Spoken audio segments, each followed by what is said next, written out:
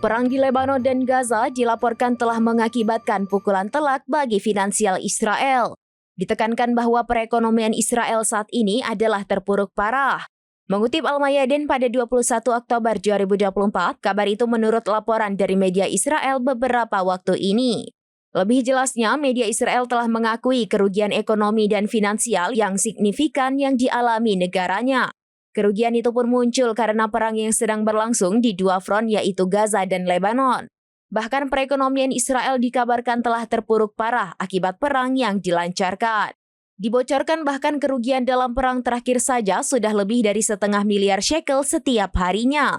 Juga ditegaskan bahwa angka tersebut diperkirakan akan terus meningkat dalam waktu dekat. Dirincikan juga sektor yang membuat kerugian meningkat antara lain untuk mobilisasi puluhan ribu tentara cadangan, rudal dan pesawat nirawak hingga biaya amunisi yang dalam jumlah besar dan kebutuhan menembakkan ratusan rudal pencegat yang mahal.